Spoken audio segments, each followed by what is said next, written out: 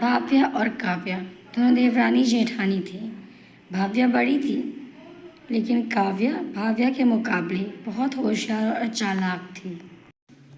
बड़ी होने के बावजूद घर के सारे काम, जैसे कि खाना बनाना, घर की सफाई और बाकी काम, सारे काम भाव्या ही करती थी और काव्या अपने एसी रूम में आराम से सो जाती थी। ये सब भाव्या की सास को खलता था। आखिर ये कब तक चलता रहेगा? काव्या की होशियारी। आखिर भाव्या भी तो मेरी ही बहू है। मैं ऐसे नहीं देख सकती। भाव्या के साथ नाइंसाफ़ी हो रही है।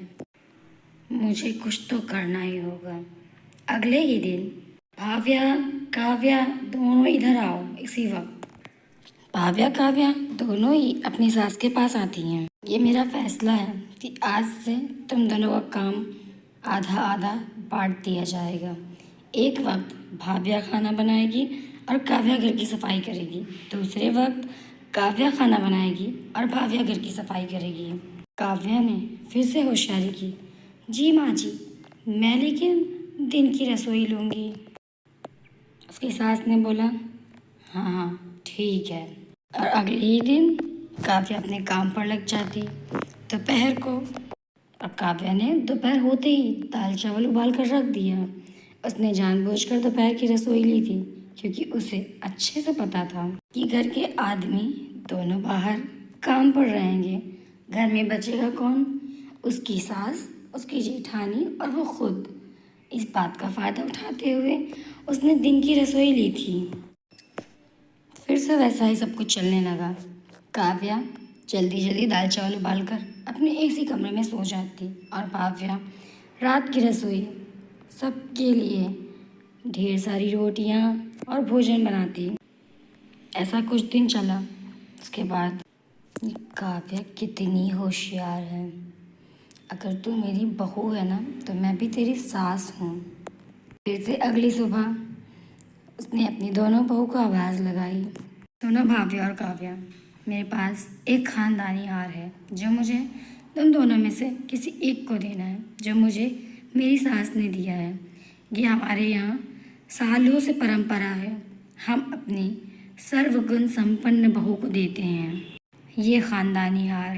काव्या के मन में तो तुरंत लालच आ गया। इस बात को काव्या की सास अच्छे से जानती थी। आज से ठीक एक हफ्ते बाद मैं अपना फैसला सुनाऊंगी कि मैं किसको ये हार देना चाहती हूँ। मैं एक हफ्ते तक निगरानी रखूंगी, भाव्या तुम पर भी और काव्या तुम पर भी। मुझे जो बहू ज़्यादा जिम्मेदार दिखेगी, घर के काम काज से लेकर घर के सभी सदस्यों का ध्यान रखने तक, मैं उसी को अपनी ये जिम्मेदारी सौंपूंगी। अगले दिन सुबह के 4 बजे से ही उठकर काव्या घर के कामकाज में लग जाती है। भाव्या सो ही रही थी कि काव्या ने घर की सफाई से लेकर रसोई तक सारा काम कर लिया। सब कुछ एक हफ्ते तक चलता रहा। एक हफ्ते बाद भाव्या और काव्या दोनों इधर आओ। मैं अपना फैसला कर चुकी हूँ कि मैं तुम दोनों में से किसे अपना हार देना चाहती हूँ। वो ख़ानदानी हार जो सदियों से हमारे ख़ानदान की परंपरा है। और अब इस जिम्मेदारी को उठाने का हकदार कौन है? काव्या ने सोचा था कि ये जिम्मेदारी उसे ही मिलेगी, लेकिन काव्या गलत थी। उसकी सास ने, काव्या तुमने मेरा दिल जीत लिया और तुम्हें ही मैं ये ख़ानदानी हार दूंगी। ऐसे कैसे माँ जी? आप तो, ये गलत बात है। आपने बोला था जो अच्छे से काम करेगी और सबका ध्यान रखेगी, पर जेठानी जी ने तो कुछ भी नहीं किया ना। इसी बात से तो भाव्या ने मेरा दिल जीत लिया है।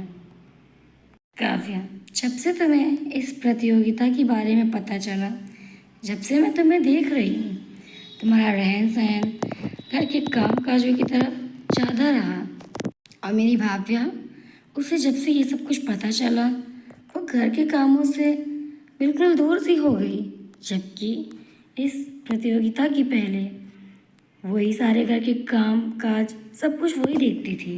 काव्या, कोई ख़ानदानी हार कुछ नहीं था जो मुझे तुम दोनों को देना था। मुझे सिर्फ तुम्हारे लालच को तुम्हें एहसास दिलाना था कि तुम कितनी लालची हो। जब कोई मतलब नहीं था तुम्हें घर के कामों से, तो अब तुम क्यों 4 बजे उठकर सारे काम करने लगी काव्या?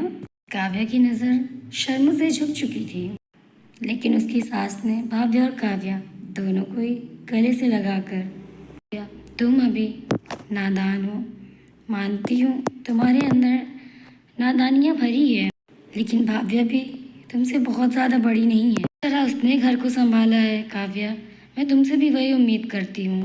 जी माँ जी, अब से मैं घर का सारा काम करूँगी, मुझे माफ़ कर दीजिए माँ जी। और इस तरह काव्या को अपनी गलती का एहसास होता।